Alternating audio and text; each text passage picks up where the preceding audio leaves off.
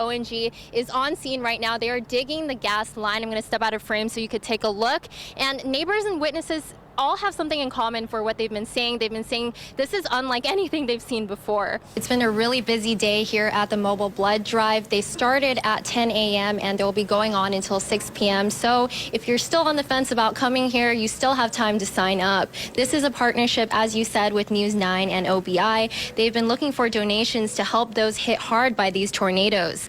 Regulators began hearing a proposal from Oklahoma Natural Gas and the Public Utilities Commission on ways to recover lost funds from this February's historic snowstorm. The new roof is currently being installed, and the goal of this project is to give back to military families who have given so much to our country. It just goes to show no matter who it is, the Oklahoma spirit is being kind and embracing someone as your own. The First Americans Museum is celebrating its first Indigenous Peoples Day in a very special way.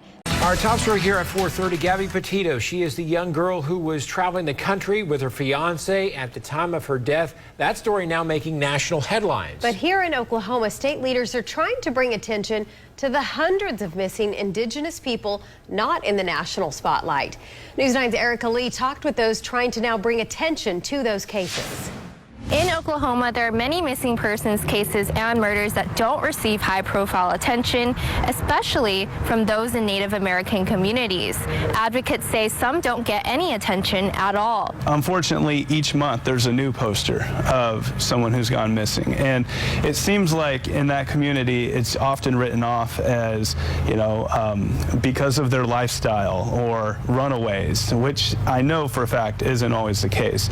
Representative Mickey Dolans also took to social media earlier this week to post his thoughts on the disproportionate attention different communities receive. He mentioned the passage of Ida's Law earlier this year, a bill aimed at bringing justice to Indigenous victims. Ida's Law would allocate resources and collect better data for Indigenous families when their loved ones are missing. The law was named after Ida Beard, a woman who disappeared 5 years ago and still has not been found. The law will officially go into effect November 2nd. Ida Beard's cousin says Gabby Petito's case is making an impact, allowing people to have more conversations about how all cases deserve the same amount of attention, regardless of race, ethnicity, or gender. Had the media and Representative Dollins and Ida's Law not been created, her case and many others like it would just be setting. I mean, this has brought a lot of attention not only to Native cases, but to missing persons cases in general. Ida Beard's family says they hope that Ida's Law will continue to make a difference in Oklahoma and that sharing missing persons on social media will make a huge difference. Erika Lee, Oklahoma's Own News 9. The new roof is currently being installed, and the goal of this project is to give back to military families who have given so much to our country. Kayla and her husband Joey have been dealing with roof issues for years, but haven't had the time or money to get it fixed. Kind of desperate need for a new roof. This last winter we had a roof leak over our bedroom. So when they found out that they were getting a new roof through the Owens Corning National Roof Deployment Project, they were ecstatic. It's expensive. Not every family can afford to just shell out, thousands of dollars at a time to be able to provide for a whole new roof to be done. It's all part of an effort to help strengthen the morale and well-being of those who have served or are currently serving our country. Owens Corning partnered with local company Red River Roofing to provide this free roof. So far, they've built hundreds of roofs for military families across the country. And for this family here in Oklahoma, they say it's one less thing they have to worry about getting done. Our kids are special needs, so we have to take them to different appointments and therapies. So between work, everyday life, chores, and appointments, it's hard to find extra time to do stuff. Toby Chadwick, who works at Red River Roofing, says this is his favorite part of the job. I take that very seriously, and I'm passionate about it. These guys do so much for us. So this is our opportunity, and we're blessed to be here, blessed to be able to do this for the people who do so many things for us. In Midwest City, Erika Lee, Oklahoma's Own News 9. The Cultural Center is highlighting and honoring Oklahoma's 39 Native tribes through performances and educational events.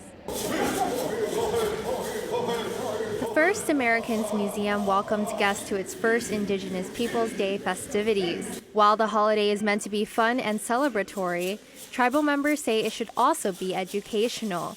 Everyone here at FEM has just worked incredibly hard to make sure that this is a place of education and accuracy, and that's incredibly important. Plus, it's just a beautiful destination. The state voted to move Native American Day to the same day as Columbus Day in 2019. There's more than a single perspective on history, and a lot of times as Indigenous peoples, we've only heard a one-sided narrative when it comes to our history.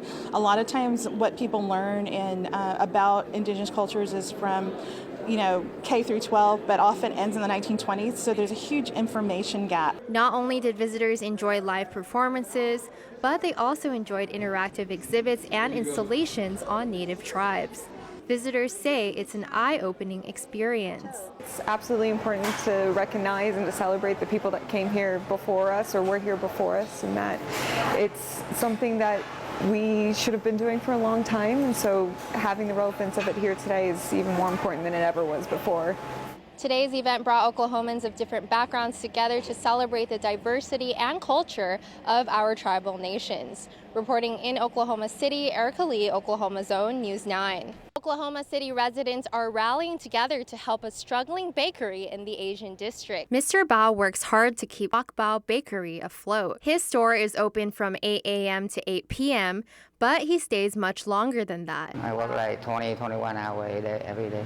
However, due to the shortage of food and business caused from the pandemic, Bao almost had to close his bakery. That's when supporters took to social media to help spread the word. Hundreds of locals and people from all across the country have shared his posts. I looked at the Facebook page and I saw how hard they work and that their food looked really good, and I wanted to support local business, especially since I knew that they were struggling. I regret that that's the case. I could only hope that they're successful in continuing their business.